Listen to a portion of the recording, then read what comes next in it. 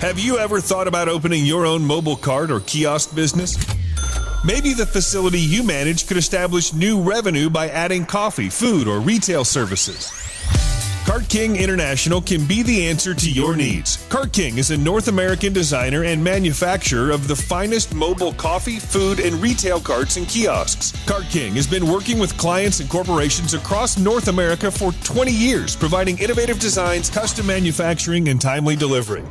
Carts and kiosks are fun, and so are the dozens of designs on our website. Please visit us today at www.cart-king.com or just call us at 1-877-986-7771 and get your sales rolling. If you find yourself in need of legal representation, it can be a very stressful time in your life. In my career, I have dealt with thousands of lawyers, I've dealt with thousands of law firms, and I can confidently recommend to you Keith M. Davidson at kmdlaw.com. Available 24 hours, 7 days a week. Just log into kmdlaw.com. That's kmdlaw.com. Or you can call toll-free 833-4KMD-LAW. That's 833-4KMD-LAW. Personal injury, wrongful death, STDs, sexual assault, car accidents. They handle it all efficiently and professionally. It doesn't matter how imposing the opposition may be, because the team at kmdlaw.com are battle-tested and fierce. They will not stop until justice prevails. Go to kmdlaw.com or call toll-free 833-4KMD-LAW. If you're in for the fight of your life, stop screwing around and contact KMD Law. PureSoapFlakes.com, 218-568-2525. Have you ever heard of Castile Soap? Pure Soap Flake Company handcrafts fine soap bars, laundry powder, and concentrated soap flakes using organic vegetable oils from their northern Minnesota facility. Bathe your body and wash your clothes with Pure Soap products that are free of fragrance, GMOs, palm oil, sodium lauryl sulfate, and synthetic additives. Keep it clean, folks. Pure Soap Flake Company products are kind to living creatures and sensitive skin, safe for drains and waterways, and work great in high-efficiency washers and top and front-loading machines. They have a little promotion going on. Contact them to order some soap. Mention the Opperman Report. You're going to get a free gift. They're going to send a little extra soap, travel size, soap bars and laundry soap, cleaning soap flakes. I've been using that stuff all day long today. Great stuff. Order today at puresoapflakes.com or give them a call, 218-568-2525, 218-568-2525. Pure Soap Flake Company is a proud member of the Handcrafted Soap and Cosmetic Guild. The Opperman Report is brought to you by Aquadam.net. You can give them a call at 707-764-2119.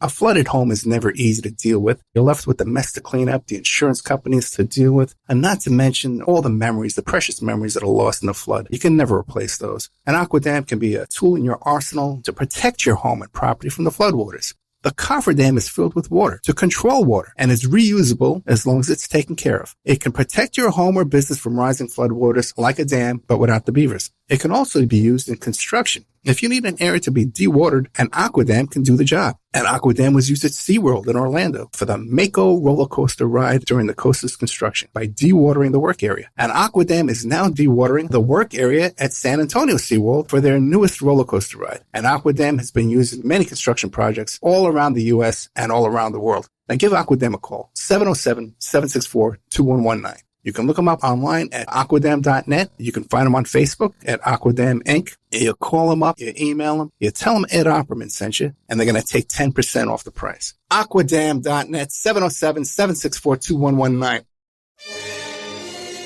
It's the Opperman Report. Join digital forensic investigator and PI Ed Opperman for an in-depth discussion of conspiracy theories, strategy of New World Order resistance, high-profile court cases in the news, and interviews with expert guests and authors on these topics and more. It's the Opperman Report. And now, here is investigator Ed Opperman. Okay, welcome to the Opperman Report. I'm your host, private investigator Ed Opperman, and this show is brought to you by who? CartKing.com. That's right, you guessed it. CartKing.com. That's cart-king.com. Okay, we're joined by Ray Locker. He's the author of Haig's Coup. It's coming out on May 1st. And also keep an eye out, too, for his article in a Politico magazine coming out, too, as well. Ray Locker, are you there? I'm here. Thank you so much. Hey, tell us about yourself. Who is Ray Locker? I'm a longtime journalist and writer. Grew up mostly in Cincinnati, Ohio. Been working at newspapers and news services in the South, Florida, California, and Washington, D.C. for the last 35 years or so. So you're a young man then, okay. So Haig's Coup, how Richard Nixon's closest aide forced him from office. What are we going to find in your new book? Well, we're going to find how Alexander Haig, who was President Richard Nixon's chief of staff, basically sabotaged Nixon's attempts to defend himself, from the political attacks and the Watergate scandal in the early 1970s. Why don't you give us a little idea about Haig's background? Al Haig was a career military man, career Army officer, went to West Point, got out, served in Korea with General Douglas MacArthur, who was on his staff. They kind of gave him a taste for high-level staff intrigue in the Army. Had a variety of jobs during the 50s. In the early 60s, after a stint at Georgetown for graduate school, he attracted the attention of then Defense Secretary Robert McNamara, worked under McNamara in the Pentagon, also with LBJ and Kennedy aide Joseph Califano, who was a lawyer, and Cyrus Vance, who was then Secretary of the Army during the Johnson administration. Okay. All right. And then how did he get involved in White House politics? Well, he became Nixon's Deputy National Security Advisor in 1969. He was the military aide under Henry Kissinger, and over the first few months in 1969, the Nixon administration rapidly became Kissinger's most indispensable aide. And so he left the White House in early 1973, was promoted over about 250 other generals to become Army Vice Chief of Staff, was only there for a few months, came back to the White House as White House Chief of Staff on May 3rd, 1973, to replace H.R. Haldeman, who had resigned on April 30th as the Watergate scandal started to really melt down the White House. And they thought that Haig would be the guy who understood Nixon, understood how the White House worked, and would be somebody who would help steer Nixon to safety. Yeah, you described Nixon as standing alone, backed by a staff that had lacked gravitas and stuff like that. So Nixon was all gung-ho for this. Nixon knew that he needed help. Bob Haldeman was his indispensable aide, as was John Ehrlichman, who was his domestic policy advisor. And those two really backed Nixon up on most of the things that happened in his first term. And their absence, at the end of April, that was a really huge hole for Nixon. And he had to fill it with somebody he could count on, who knew him, knew how he operated, and Haig seemed to fit the bill at the time. And you think that Haig had Nixon's trust? Definitely did. Now, Haig also said, as they say in the book, that he thought Nixon was unstable and destined to leave office before the end of the second term. So it was not necessarily reciprocated. Gotcha. Okay, and then what was Haig's plan? He came in with this plan to oust Nixon? Well, I don't know if he came into that plan, but it developed pretty quickly. He knew very early on that Nixon was guilty of obstructing justice in the Watergate investigation and had other things that were a problem. And some of the activities during Nixon's first term involved Haig, and they presented him with some serious negative legal exposure. Two things were, early on in the Nixon administration, there were a variety of leaks in the press about foreign policy, national security initiatives that the White House had. And Nixon was apoplectic about those and wanted to stop the leaks. And their solution was to have the FBI conduct wiretaps on what turned out to be 17 government officials and journalists. And Haig was instrumental in picking the targets for those wiretaps and coordinating with the FBI in the person of Bill Sullivan, their intelligence division head, with the administration of those wiretaps.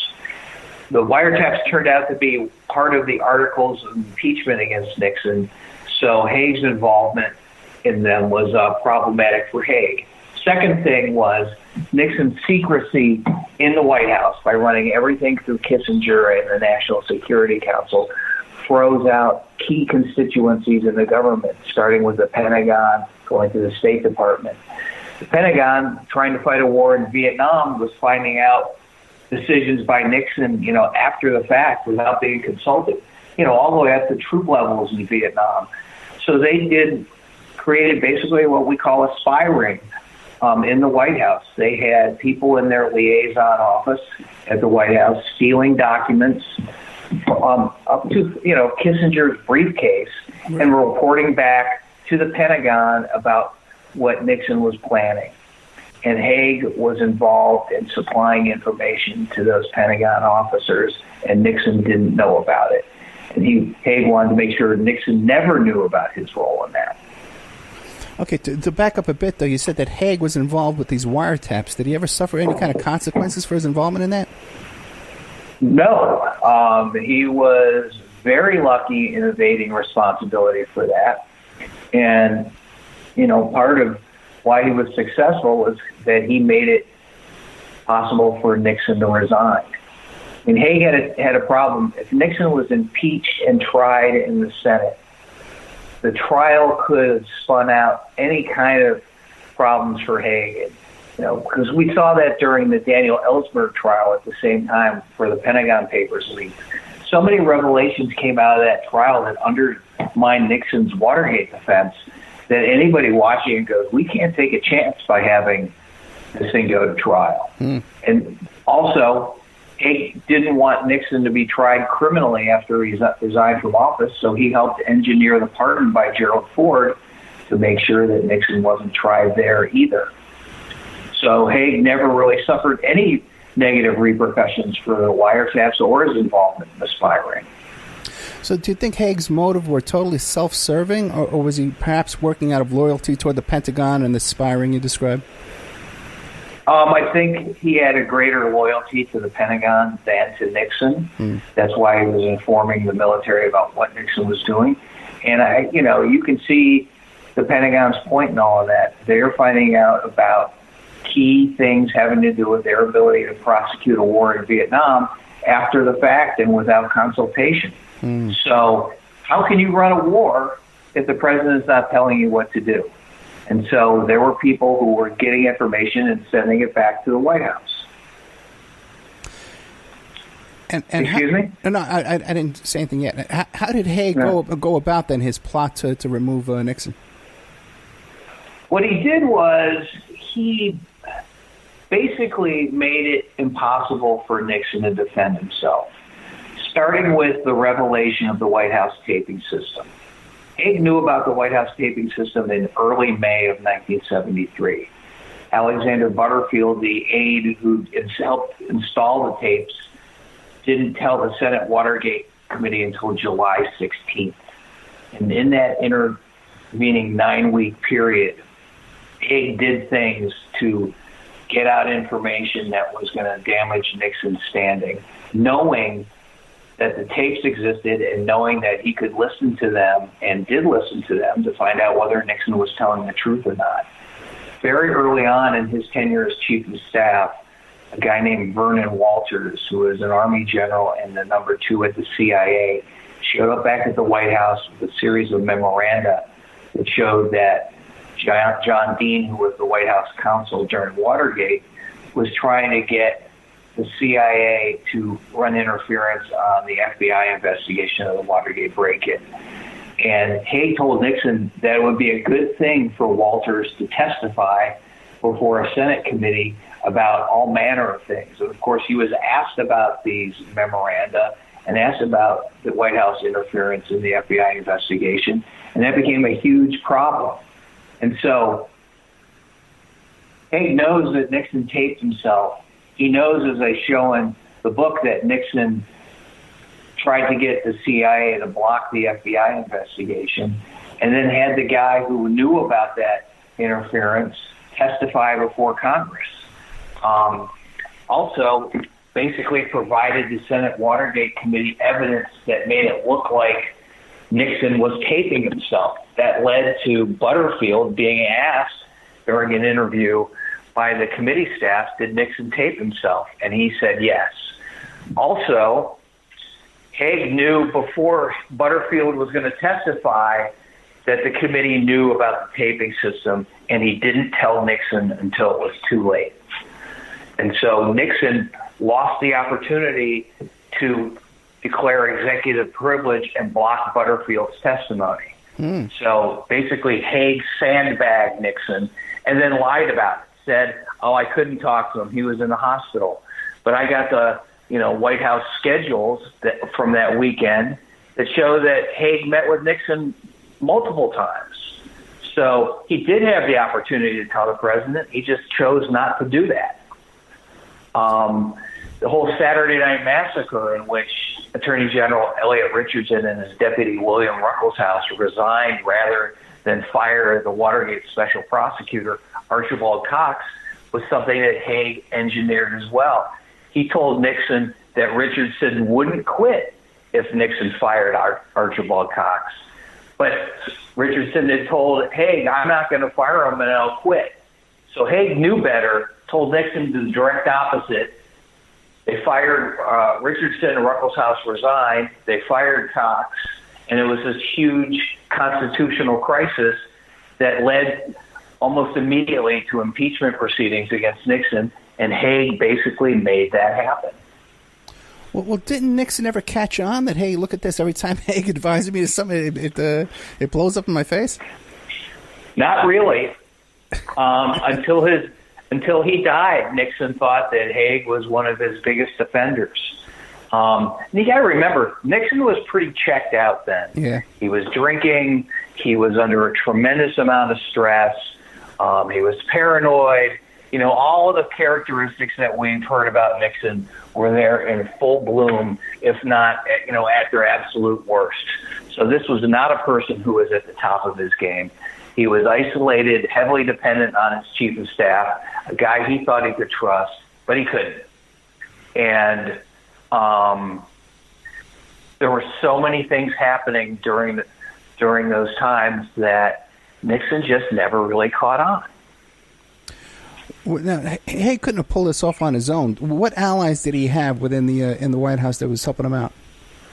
His main ally was Nixon's lawyer in charge of Watergate, a guy named J. Fred Bazart, who had been previously the general counsel to the Pentagon.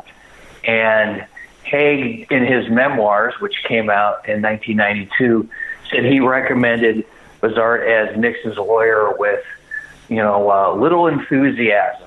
Well, I quote the White House tapes in Haig's coup, in which Haig is the guy who came up with the idea to bring Bazart over and vouched for him very wholeheartedly and sold Bazart to Nixon based on his ability to help cover up things when he was at the Pentagon. And those two worked hand in hand to undermine Nixon throughout the 15 months that they were both in the White House. Now, I know you were able to pull a bunch of recently declassified documents to prepare your book here. Did you come across any other White House aides or loyalists to Nixon's who were warning him about Haig and saying, hey, watch out for this guy?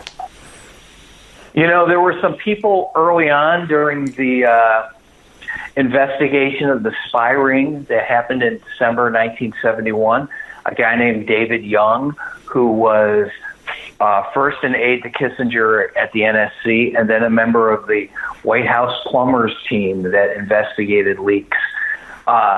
Young seriously distrusted Haig and told Kissinger about it, and they didn't take him seriously because they thought, he's just got a problem with Haig. And John Ehrlichman, I quote from an interview in the book, said, we missed the boat on Haig and the spy ring because of all the baggage around David Young.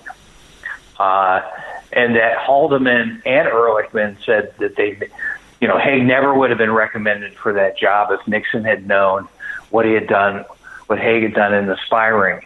And that's something, when it came out at the time, in a White House meeting. Nixon called the spy ring a federal offense of the highest order. And he wanted to prosecute the leaders at the Pentagon for taking documents and leaking them out to the media. And they urged him not to. They persuaded him not to, John Mitchell, the Attorney General, and others, because it would show the world that there was this rupture between the White House and the Pentagon at a time when the United States was negotiating with China and the Soviet Union on arms control. And they didn't want the open knowledge of that breach to be out there. Haig was also working with his friend Joe Califano, who was also the lawyer for the Democratic National Committee, in how to figure out what to do. And he had also picked the successor to Archibald Cox, the Watergate special prosecutor, in the form of Leon Jaworski. And as I report, Jaworski went to meet with Joe Califano and said, look, how can we get Nixon to get out of here? What if we promise that we won't prosecute him if he resigns? Do you think that would work? And Califano reported that back to Haig. I'm sure Jaworski was telling Haig that as well. And they knew when the tapes were going to come out that there was this June 23rd, 1972 tape called the Smoking Gun tape, in which Nixon agrees to see if they can use the CIA to block the FBI's investigation of Watergate. And Haig knew that when that came out, that Nixon was sunk.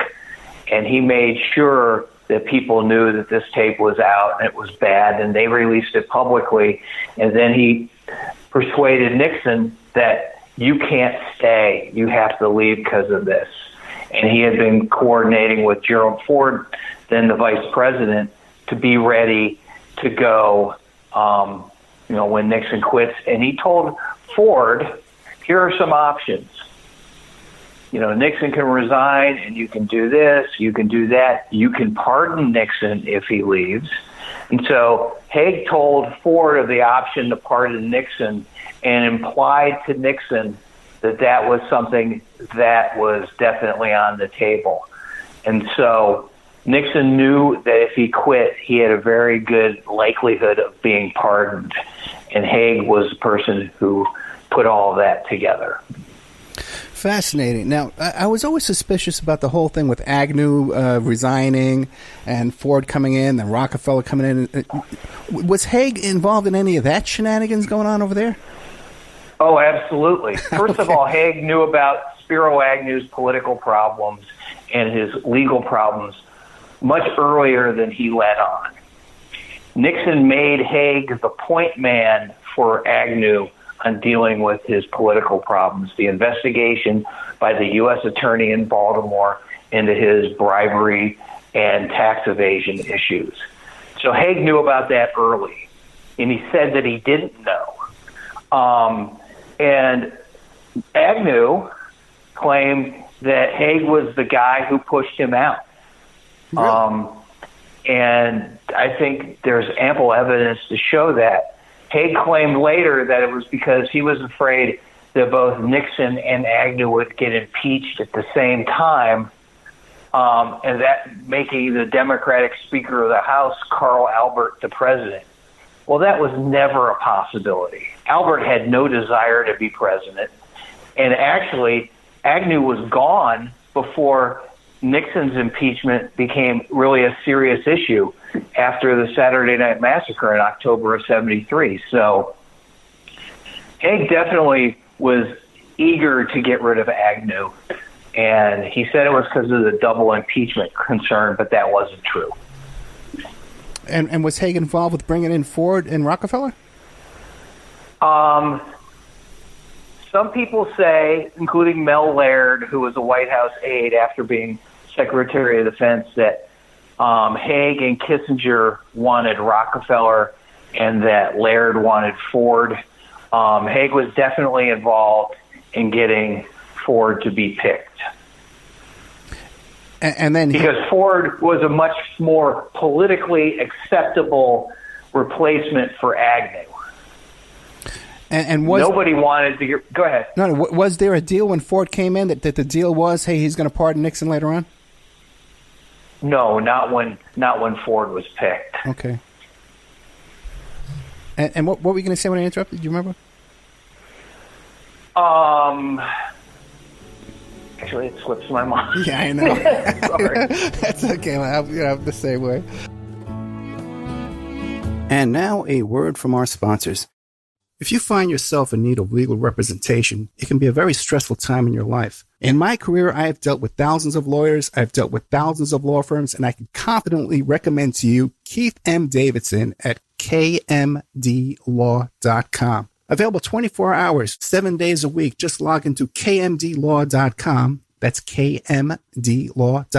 Or you can call toll-free 833-4KMD-LAW. That's 833-4KMD-LAW. Personal injury, wrongful death, STDs, sexual assault, car accidents. They handle it all efficiently and professionally. It doesn't matter how imposing the opposition may be, because the team at kmdlaw.com are battle-tested and fierce. They will not stop until justice prevails. Go to kmdlaw.com or call toll-free 833-4KMD-LAW. If you're in for the fight of your life, stop screwing around and contact KMD Law.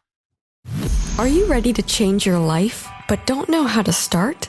Is your stress and worries keeping you awake at night? Have you been battling grief, anxiety, or depression all alone? Have you lost touch with your own sense of being or spirituality? Soul Free Therapies offers professional and affordable live video streaming counseling and coaching services from the comfort of your own home. Sessions offered in English, Spanish, and Portuguese. Go to our website at www.soul-free.com and book your first session today.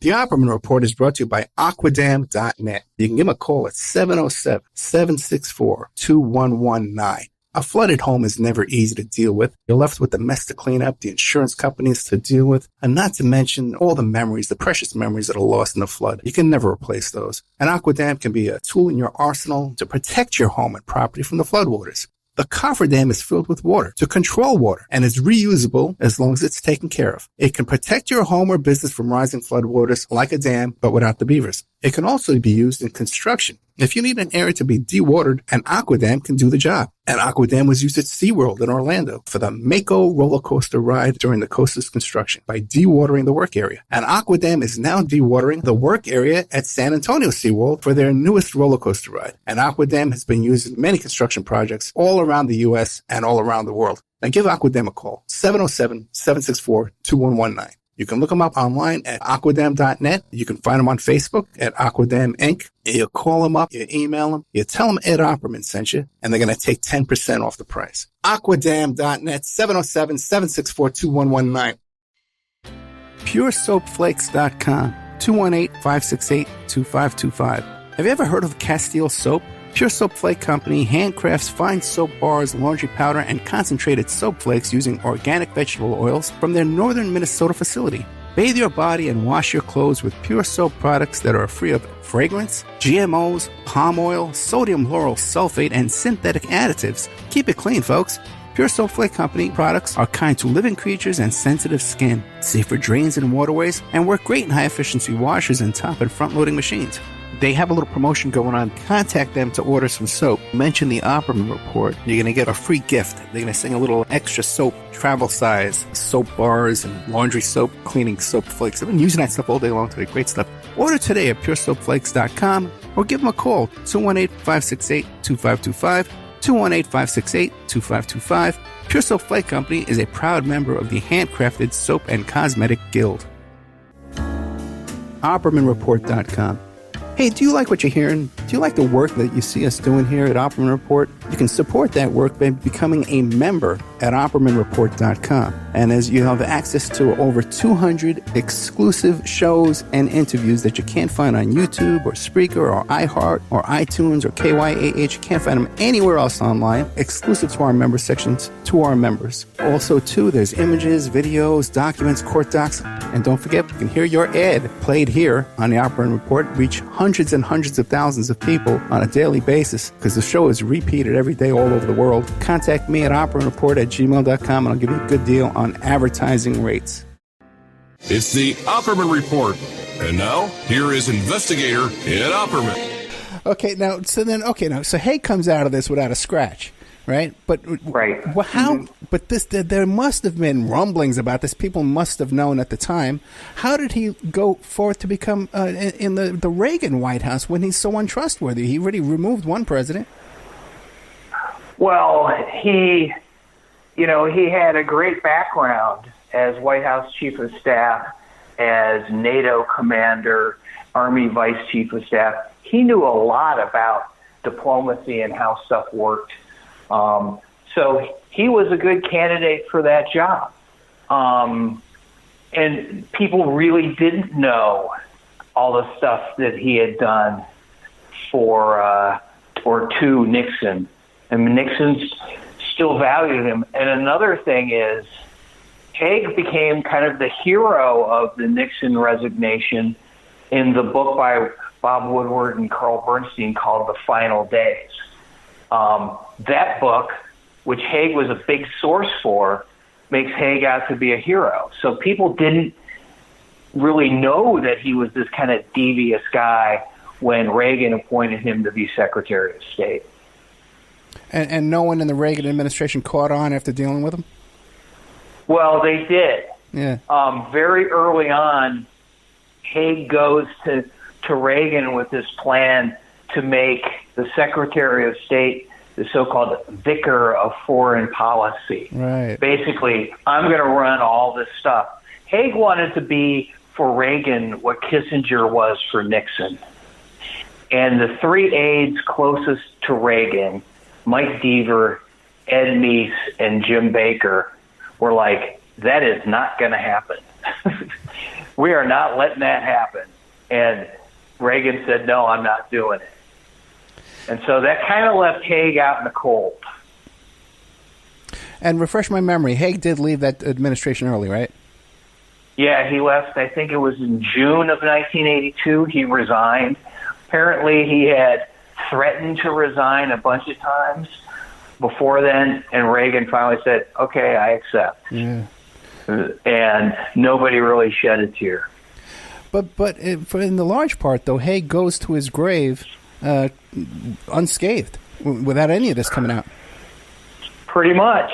Now, there have been some books that illuminated Haig's history. One is called Silent Coup by authors Len Kolodny and Bob Getlin. That came out in 1991. I derived a lot of inspiration from that book. I wrote about it in my book in 2015 called Nixon's Gamble. More and more people were wise to Haig over the years, but by and large, no, not really. Haig's reputation was really sunk on the day of the Reagan assassination attempt when he showed up in the White House briefing room and said, as of now, I'm in control here at the White House pending the return of the vice president. And he looked kind of freaked out, and people thought it was some kind of power grab. And I think that and the kind of the general image that he had going into the Reagan administration really cemented his reputation. Yeah, I remember getting chills when I saw that live, and I just got a chill just now when you repeated it. It's still that's the opening passage of the book. You say Al Haig, and somebody says that quote. I'm in charge. Now you mentioned Silent Coup, Len Kolodny. I had him on the show a couple of times. Now, he has this whole theory about Bob Woodward, though, being part of this plot to have Butterfield release this knowledge about the tapes. What do you make of that? I think it's true. Really? I think Woodward and Bernstein, right, and all the president's men, that they knew about Butterfield telling the Senate over the weekend before Butterfield testified. I show... I think definitively in Haig's coup that Woodward and Haig had a deep background source relationship that neither one of them disclosed. I found Woodward's notes of a conversation with Haig specifically labeled deep background, and Haig says, I know you and your partner will treat me as fairly as you have in the past. Wow. So it indicates that they have been talking before. Haig and Woodward knew each other when Woodward was a naval officer working at the Pentagon, delivering messages to Haig at the White House. Both men have denied it. It's obviously their denials don't hold water. Multiple people have said that Woodward did brief Haig at the White House, including Mel Laird, the defense secretary, Thomas Moore, the admiral who was chairman and joint chiefs of staff, Laird's spokesman, Jerry Friedheim, Roger Morris, an NSC official, said that he saw Woodward there at Haig's office. Laird said another one of his aides told him that Woodward briefed Haig. So I'm going to believe those 5 people before I believe Woodward and Haig on the details of their relationship. They definitely knew each other. Haig was definitely a source for Woodward. And with all this description of deep this and deep that, I always suspected that Haig was deep throat before I started doing this show and started talking to so many people involved. But what do you think? Any connection to deep throat and Haig? Well, first of all, I don't believe deep throat is one person. Right. I think deep throat is a literary device designed to shield the identities of multiple sources, and I think Haig is a part of that composite, without a doubt. Yeah. There's information that is attributed to deep throat in the book All the President's Men that really only Haig or one other person knew. There is a meeting between Woodward and the deep throat character on May 16th, 1973, in which a lot of stuff that deep throat allegedly told Woodward was wrong, and some of it was stuff that only Haig knew about because it was being discussed in the White House between Haig, Nixon, and Fred Bizart that day. So nobody else really could have reached Woodward and told him that information. If the meeting ever happened, and, there's evidence, Woodward's own notes, compared to the book All the President's Men, they shifted the dates of meetings between Woodward and Deep Throat. They moved the date of a March 5th meeting to a week or so earlier to fit into their narrative. There's stuff that's in the book allegedly said by, the source that's not in their actual notes. There's a lot of squirrely stuff with Deep Throat, and it's not one person. Yeah, people, the audience should go back and listen to those shows with Len Kolodny about Silent Coup. Len went after Bob Woodward like a dog with a bone. He went after this guy, and he really rips into him, man. So anybody who thinks that Bob Woodward and Bernstein are some kind of heroes should take a really good look, a hard look at that whole situation. Go ahead. Yeah, that was look, Len is a really good friend of mine. Yeah. And I got to know him after reading Silent Coup. We lived together in Tampa. He showed me his notes. I'm a big believer. And I got into this business in large part because I was inspired by Woodward and Bernstein. Yeah. And I didn't read Silent Coup when it first came out because people had criticized it. And, after talking to Len, he recommended I read his book, and I read it. And I was like, it's the real deal, and he's got the goods. You know what else is fascinating about Len? Because, I like him too, But so many of his stories start out, oh, yeah, then he came to stay with me. He meets somebody and they just move right in with him, man. I should go. Right. I should get to know him. So I can move in with him. Yeah. Now, what do you make? No, he's a great guy. I thoroughly enjoyed the interviews with him, and we did about 6 hours. Now, what do you make of this whole? Since it was Watergate that brought down Nixon, and Haig comes in and he removes Nixon, skillfully, right? Removes Nixon. Mm-hmm. Is it possible that the whole Watergate thing, the break-in to begin with, was a setup from the very start? I know there are people who believe that they believe the CIA was involved and that some of the arresting officers with the D.C. Police Department had some involvement. Yeah. I don't know that, and I can't prove it. I haven't really looked at it in great detail. I know that Jim Hogan in his book Secret Agenda lays out a good case for that. There's a lot of stuff that happened that's hard to explain. I will say this, Nixon did not know about the Watergate break-in in advance, was shocked that it had happened, and didn't understand what was going on. And, he then bought into the cover-up wholeheartedly, but he was not involved with the break-in. And what do you think the motivation for that break-in was? Little black books, call girl operations, that kind of thing? I think there's a lot of evidence that supports that. Yeah. More and more comes out. When they arrested the Watergate burglars, one of them, Eugenio Martinez, had a key on him, and that key was taken. And I've just reread the FBI files about it. That key matched the desk drawer of the secretary at the DNC who was lining up dates for Democratic politicians who would visit town. And that call girl ring, the woman who ran it, was a friend of John Dean's wife, or then girlfriend. Now, that doesn't mean that there was anything more to it than that, but at the very least, there was that connection. Dean's name and unlisted White House telephone number were in the notebooks kept by that Madam of the Call Girl ring, which nobody knew at the time. And so I think there's a good case to be made that was the reason for the break-in. Well, why do you think that, because that's well known, and why do you think that so much of that isn't reported in the mainstream media, and they trot out Dean like he's some kind of hero?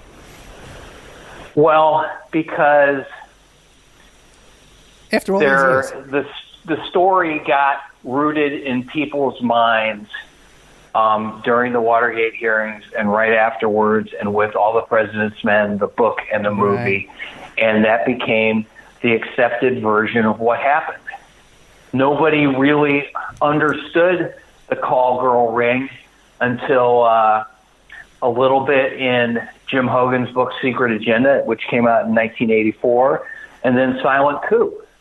And so whenever people bring up new revelations, years after the accepted version has taken hold, they get labeled as revisionists or conspiracy theorists or whatever, and people don't look at the raw data and the raw evidence. And it becomes very hard to pierce, that perception that, we know what we know. Also, in Washington and with the media, you have a very powerful newspaper in the Washington Post that has a vested interest in the accepted version. All the people who ran the Post made a ton of money because of Watergate. It really burnished the paper's reputation, in many cases deservedly so. They have no incentive to go back and look and revisit that. And so people have moved on, with their understanding of what happened in Watergate. It's hard to get them to look at new information. Now, in your book, Haig's Coup, you say that you found a lot of recently declassified documents, right? What did you find in there? What did you find in there that even surprised you, that got you excited?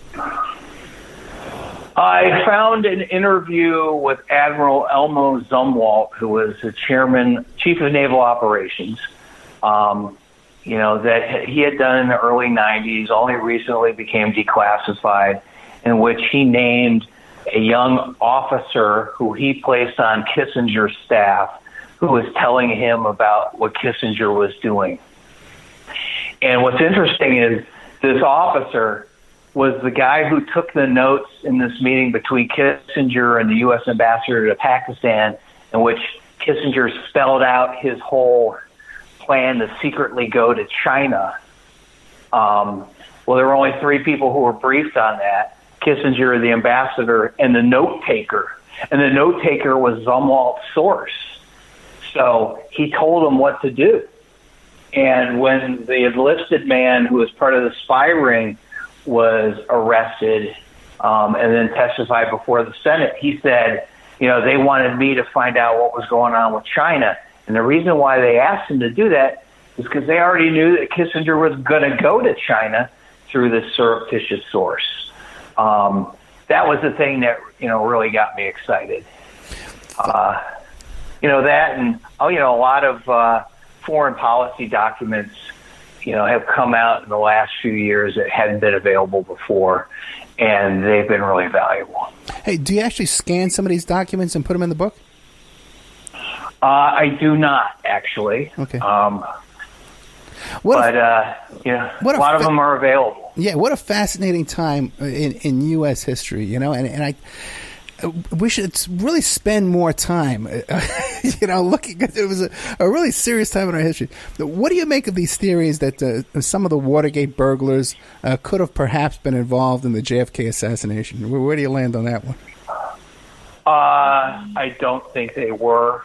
I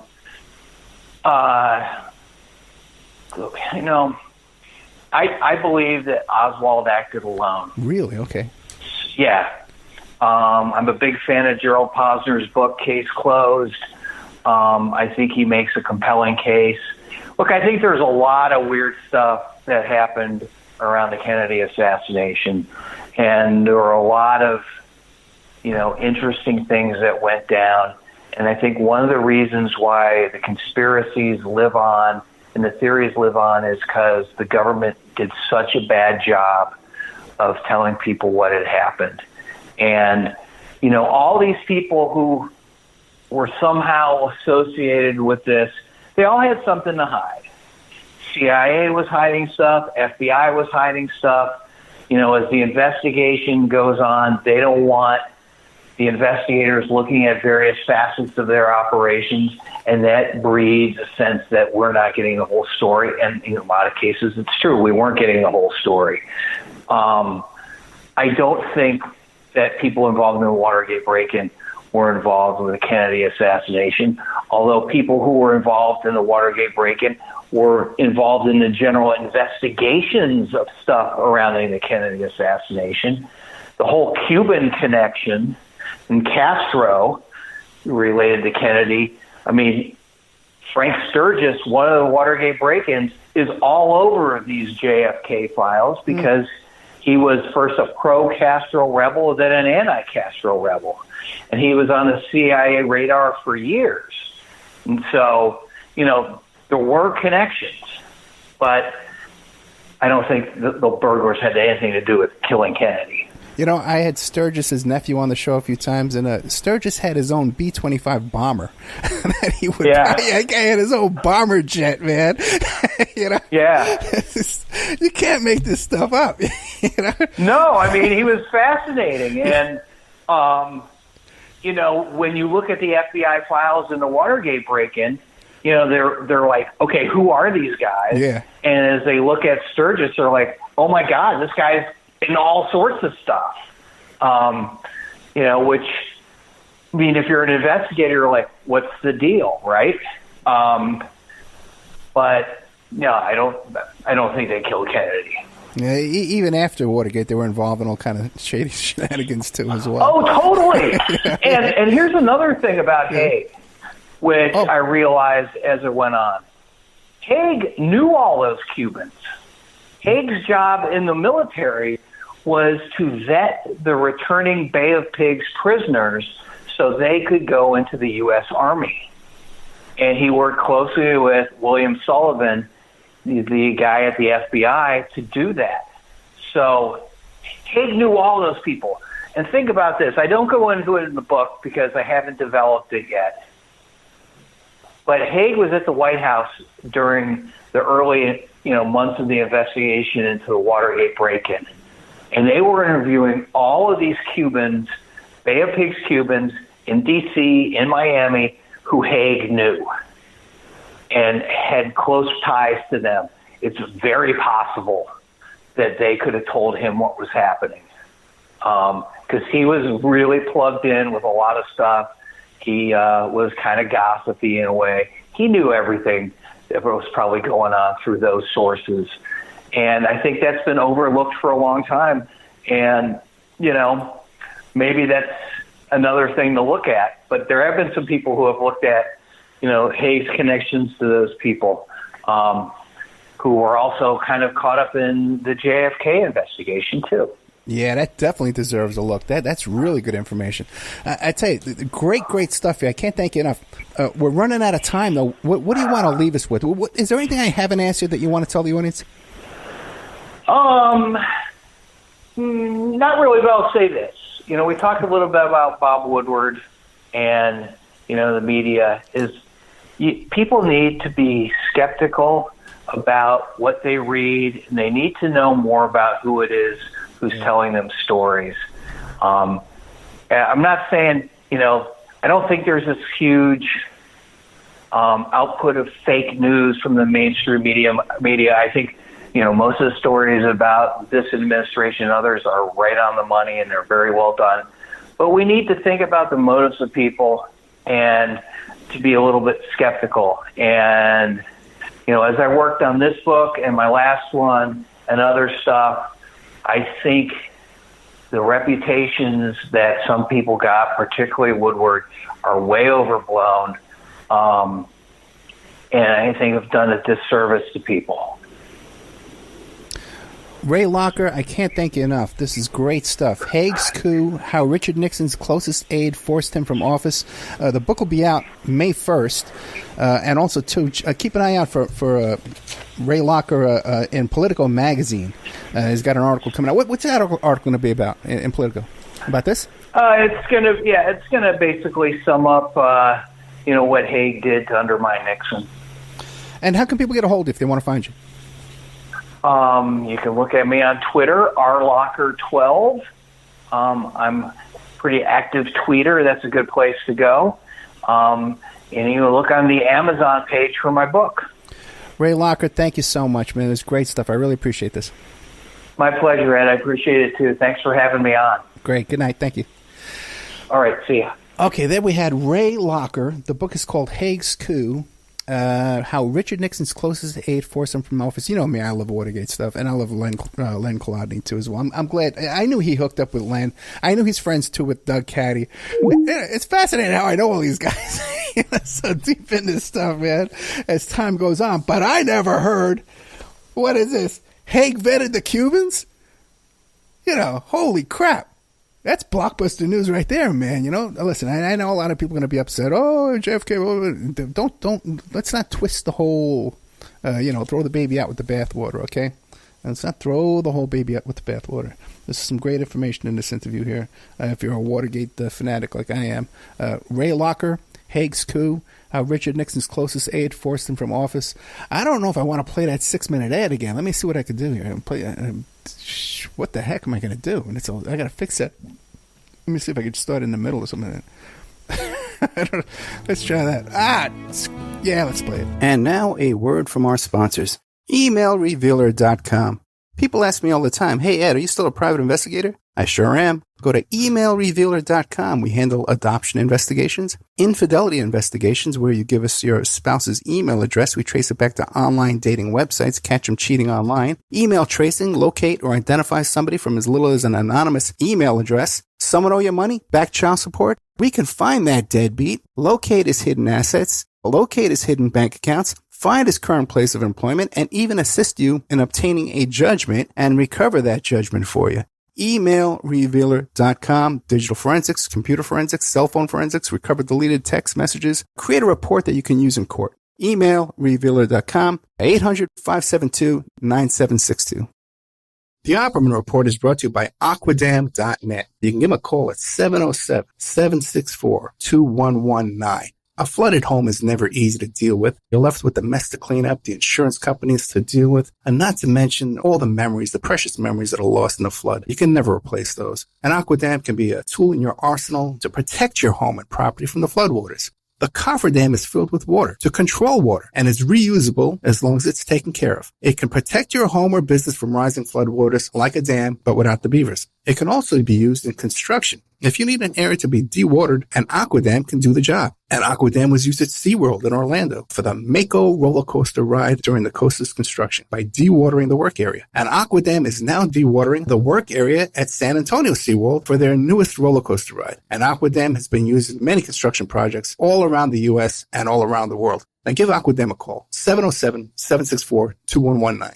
You can look them up online at aquadam.net. You can find them on Facebook at Aquadam Inc. You call them up, you email them, you tell them Ed Opperman sent you, and they're going to take 10% off the price. Aquadam.net, 707-764-2119. Have you ever thought about opening your own mobile cart or kiosk business? Maybe the facility you manage could establish new revenue by adding coffee, food, or retail services. Cart King International can be the answer to your needs. Cart King is a North American designer and manufacturer of the finest mobile coffee, food, and retail carts and kiosks. Cart King has been working with clients and corporations across North America for 20 years, providing innovative designs, custom manufacturing, and timely delivery. Carts and kiosks are fun, and so are the dozens of designs on our website. Please visit us today at www.cart-king.com or just call us at 1-877-986-7771 and get your sales rolling. If you find yourself in need of legal representation, it can be a very stressful time in your life. In my career, I have dealt with thousands of lawyers, I've dealt with thousands of law firms, and I can confidently recommend to you Keith M. Davidson at kmdlaw.com. Available 24 hours, 7 days a week. Just log into kmdlaw.com. That's kmdlaw.com. Or you can call toll-free 833-4KMD-LAW. That's 833-4KMD-LAW. Personal injury, wrongful death, STDs, sexual assault, car accidents. They handle it all efficiently and professionally. It doesn't matter how imposing the opposition may be, because the team at kmdlaw.com are battle-tested and fierce. They will not stop until justice prevails. Go to kmdlaw.com or call toll-free 833-4KMD-LAW. If you're in for the fight of your life, stop screwing around and contact KMD Law. PureSoapFlakes.com, 218-568-2525. Have you ever heard of Castile Soap? Pure Soap Flake Company handcrafts fine soap bars, laundry powder, and concentrated soap flakes using organic vegetable oils from their northern Minnesota facility. Bathe your body and wash your clothes with Pure Soap products that are free of fragrance, GMOs, palm oil, sodium lauryl sulfate, and synthetic additives. Keep it clean, folks. Pure Soap Flake Company products are kind to living creatures and sensitive skin, safe for drains and waterways, and work great in high-efficiency washers and top and front-loading machines. They have a little promotion going on. Contact them to order some soap. Mention the Opperman Report. You're going to get a free gift. They're going to send a little extra soap, travel size, soap bars and laundry soap, cleaning soap flakes. I've been using that stuff all day long today. Great stuff. Order today at puresoapflakes.com or give them a call, 218-568-2525, 218-568-2525.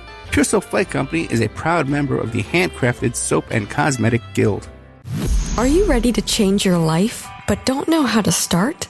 Is your stress and worries keeping you awake at night? Have you been battling grief, anxiety, or depression all alone? Have you lost touch with your own sense of being or spirituality? Soul Free Therapies offers professional and affordable live video streaming counseling and coaching services from the comfort of your own home. Sessions offered in English, Spanish, and Portuguese. Go to our website at www.soul-free.com and book your first session today.